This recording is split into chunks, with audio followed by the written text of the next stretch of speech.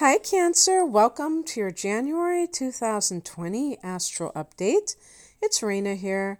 So, this is going to be a month that's important for you on two levels. First of all, your opposite sign, Capricorn, is very prominent. Not only do we come into January on the heels of a solar eclipse, which I would call a very powerful solar eclipse in Capricorn, that also forms a conjunction with Jupiter. That's why I think it is so powerful.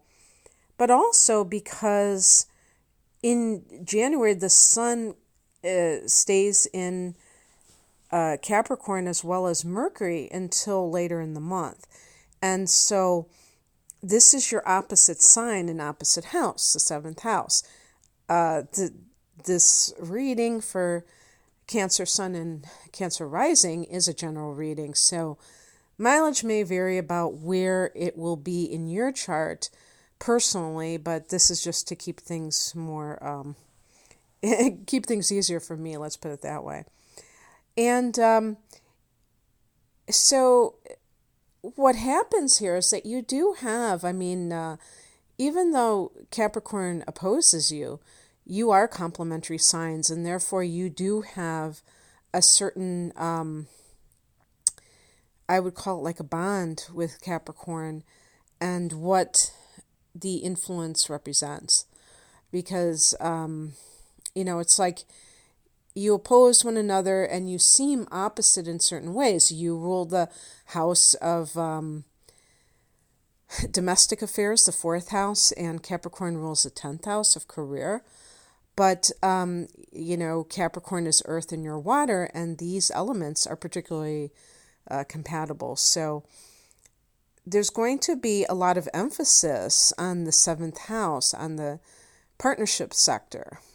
But there's other things going on as well. Okay, and I'll get to your the lunar eclipse in your sign in 1 minute. But first I wanted to mention that on the 3rd of the month, Mars goes into Sagittarius. So Sagittarius for you is the 6th house of work.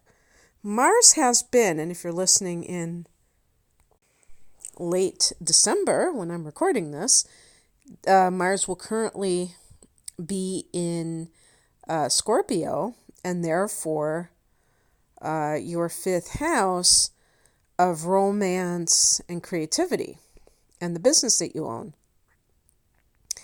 So it's very possible that coming into January and for the first few days, but definitely in December, that some Cancerians may be like really putting in a lot of effort to get a business started. And maybe you heard an astrologer say, oh, December is a great time to launch stuff. And January is too, by the way.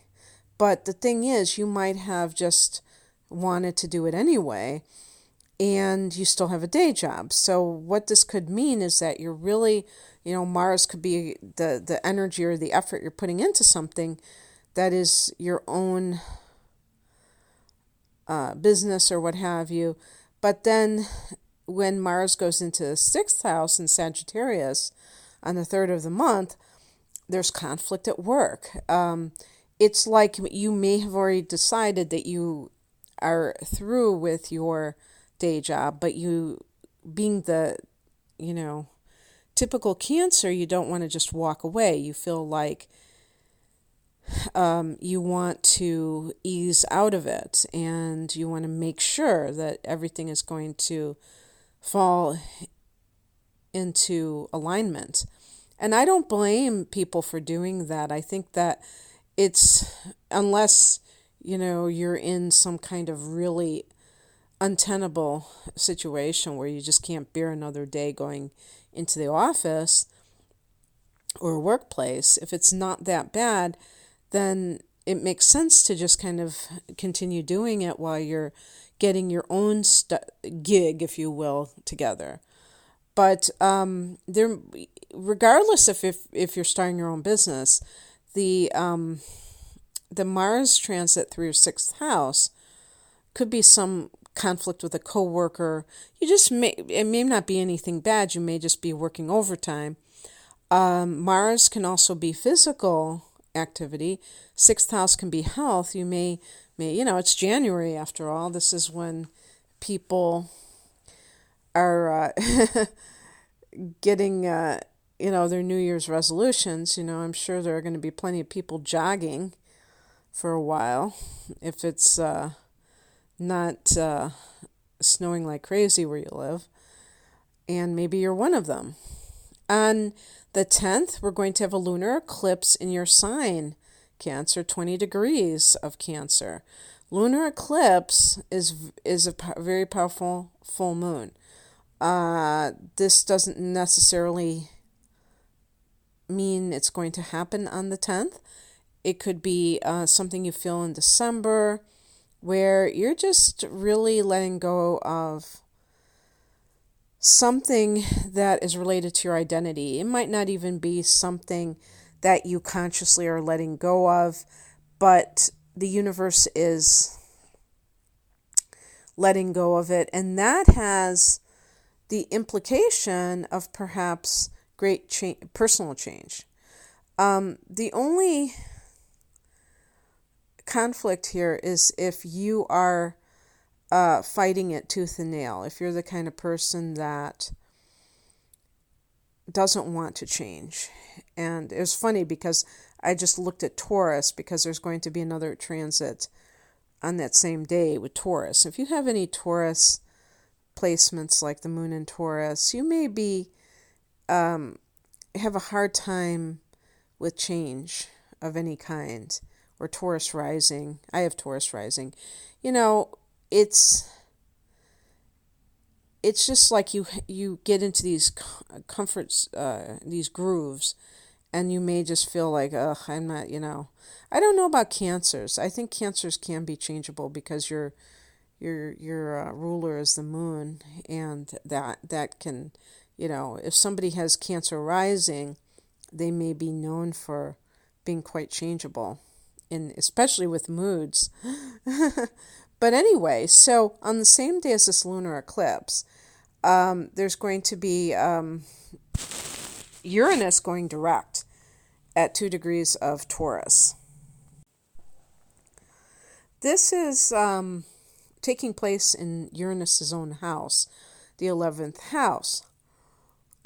This could be something where you are experiencing a certain type of, I think with Uranus in the 11th house, this can be something where when you least expect it, one of the long-held dreams that you have could come into fruition.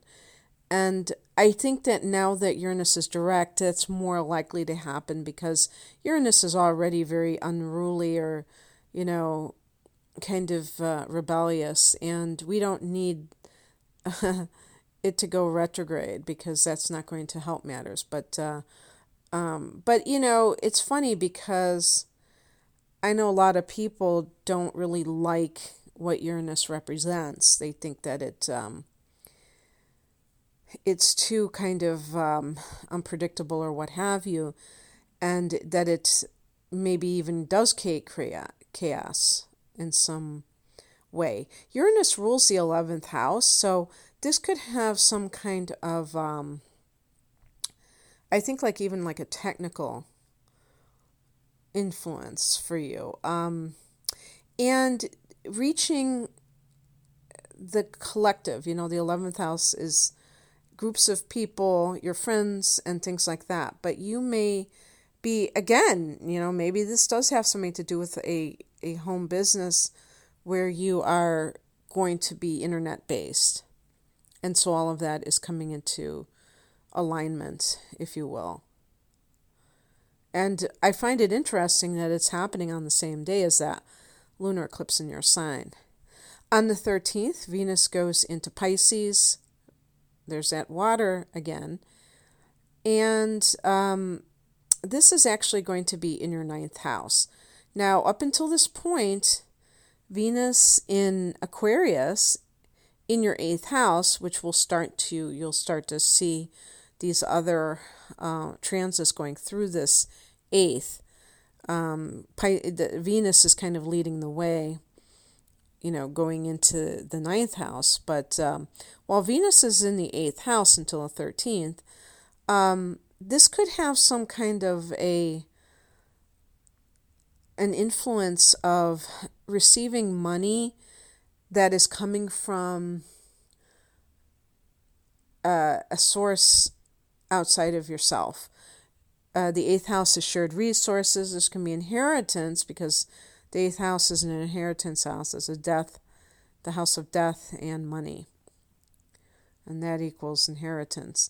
It can be, or if you're, let's say, some kind of divorce, because you do have, like I said, you do have some planets in the seventh house, some of them heavy hitters like Pluto and Saturn, which have been here a long time. So for some Cancers, divorce has been part of your life, whether it's planning for one, in the midst of one, or having already gone through one in the last decade or so, at some point. And this may be like the money coming from that. When Venus goes into the ninth house on the 13th, if you are traveling, or if you have any kind of exposure to people from other cultures, you may, have a love interest from somebody who is of a different culture, a different country, different ethnicity, different country of origin or race, somebody who is different, and they expand your outlook on life. On the 16th, Mercury goes into Aquarius. So Mercury is going into that eighth house, and that could be signing a document that is connected to money, per se, for instance. And the other thing about Mercury in the eighth, you may be studying some kind of metaphysical course. Maybe you've decided to study astrology in a very formal kind of a way, or tarot in some way. You could be self-study too, but, doing it, methodically, I guess. On the 20th, the sun goes there as well. So you may find, this is another water house like your fourth house. So when the sun goes into the eighth house, Cancer, you may find that you're really kind of looking at yourself, because Mercury is here as well, where you're trying to see why you do the things that you do. This is psychological house. This is a house of the shadow. And there may be events, again, with the lunar eclipse in your sign. This may give you insight into yourself as well. May illuminate your needs, your behavior, and how other people perceive it. And now you're ready to work on those issues, the shadow work. The 24th, we're having a new moon here at 4 degrees of Aquarius. So this is the house of rebirth, the house of transformation. And in order to transform, you have to, step into a new reality. And you have to shed an old skin. Well, that's what that lunar eclipse was about in your sign. So perhaps having these eighth house transits, especially since the sun is there, and the new moon here, all in the month of January, can help begin that process. I really like that this is in January for you, Cancer, because this is like, especially after the 10th, even though Uranus is an outer planet, but after the 10th, there are no retrograde planets at all. And so there is a green light to launch something, but also it doesn't have to be a business. It can be a new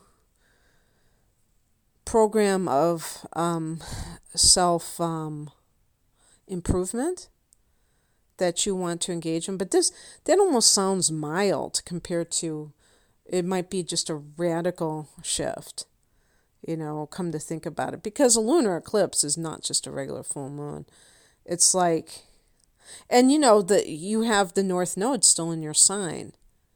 So, and the eclipses are tied to the nodes, but still, I mean, it's all like about you right now. And if you kind of feel that way, Cancer, if you kind of feel that destiny is calling you, then you're going to be more willing to accept the changes, because these changes, these eclipses, are affecting you no matter what. It's not a question of whether you accept the change. It's it's happening. And if you go with the flow, you not only make it easier for yourself, but you make it more palatable. Because sometimes people, they just cling to the old, and they're kicking and screaming and saying, no, I don't want this, I don't want this. And, the more that we can embrace change, the better, I think. Okay, that's what I have for you, Cancer. I hope you enjoyed this. If you would like a personal reading, you know where to find me, ReinaMoonAstrology.com. The link to my online store is below. I'm still doing 2020, readings and looking. I do them all year round, the next 12 months, and look at the bigger picture and what's going on, and what to embrace, and things like that. So check me out. I hope you have a great month. Bye.